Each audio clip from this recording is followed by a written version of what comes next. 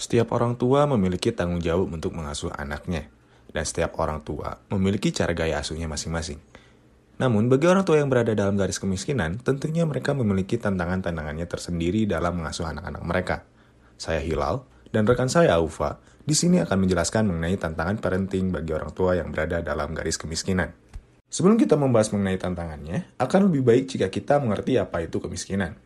Menurut Badan Pusat Statistik Indonesia, kemiskinan adalah ketidakmampuan untuk memenuhi standar minimum kebutuhan dasar yang meliputi kebutuhan makanan maupun non-makanan. Penduduk miskin adalah penduduk yang berada di bawah suatu batas atau disebut sebagai garis kemiskinan. Garis kemiskinan merupakan nilai rupiah yang harus dikeluarkan untuk memenuhi kebutuhan hidup, baik kebutuhan hidup minimum makanan maupun kebutuhan hidup minimum non-makanan. Lalu, apa saja tantangan-tantangan yang dihadapi oleh orang tua yang berada di garis kemiskinan ini? Yang pertama adalah tekanan ekonomi yang dialami keluarga akan berdampak pada kesehatan mental orang tua. Terganggunya mental orang tua ini dapat menuntun kepada pengasuhan yang keras, tidak konsisten, dan lepas dari tanggung jawab. Selain itu, terganggunya kesehatan mental ini juga dapat mengurangi kehangatan dan meningkatkan ketidakharmonisan hubungan dalam keluarga. Yang kedua, orang tua yang berada di garis kemiskinan lebih cenderung menerapkan pola asuh authoritarian dan punitive parenting style. Dalam pola pengasuhannya, mereka menerapkan pola asuh yang otoriter dan menegakkan aturan yang rigid, yang jika aturannya dilanggar, maka anak akan diberikan hukuman, baik secara verbal maupun dalam bentuk hukuman lainnya. Selanjutnya, pekerjaan ibu yang berupah rendah dapat mengakibatkan kurangnya waktu yang dihabiskan antara ibu dengan anak, yang akhirnya dapat menyebabkan children social maladjustment.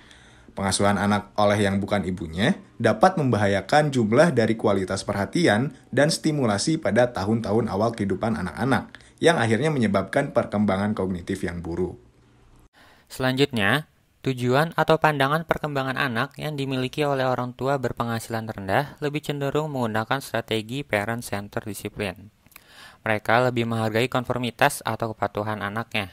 Sedangkan pada orang tua dengan kelas sosial yang lebih tinggi, mereka lebih menghargai kemandirian pada anaknya. Lalu yang terakhir, kesulitan dalam memenuhi kebutuhan dasar membatasi kualitas maupun kuantitas pengasuhan pada anak. Kecil kemungkinannya bagi mereka untuk memberikan sebuah reward terhadap perilaku positif dari anak mereka. Selain itu, mereka juga tidak bisa memberikan sebuah lingkungan belajar di rumah yang merangsang maupun memadai. Nah, dari banyaknya tantangan yang ada, terdapat beberapa upaya yang bisa dilakukan untuk mengurangi dampak negatif dari permasalahan ini. Yang pertama, yaitu memberikan dukungan emosional dan instrumental. Meskipun orang tua yang berpenghasilan rendah kurang responsif atau bahkan dalam menyediakan lingkungan belajar kurang merangsang, sebagian besar orang tua yang berpenghasilan rendah sama hangatnya dengan orang tua yang berpenghasilan menengah. Selain itu, dikatakan juga social support dapat menyangga efek negatif dari tekanan ekonomi dalam pola pengasuhan anak. Adanya dukungan sosial pada ibu dapat memperkecil kemungkinan pola asuh yang keras dan menghukum pada anak-anaknya.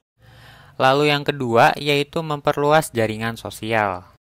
Jaringan sosial dapat membantu orang tua untuk mendapatkan berbagai informasi mengenai rumah tangga dan pola pengasuhan anak mereka. Kontak di antara orang tua dapat mengarahkan mereka untuk berbagi cara, menangani masalah perilaku anak-anak mereka, mendorong bakat pada anak-anak mereka, menghubungkan ke kesehatan masyarakat dan sumber daya lainnya, dan mengorganisir kegiatan lingkungan di sekitar mereka. Lalu, hal lain yang bisa dilakukan adalah dengan pemberian informasi yang dapat berupa video terkait pola pengasuhan anak dan juga meningkatkan literasi orang tua mengenai hal tersebut. Sekian penjelasan dari kami, semoga bermanfaat dan sampai jumpa.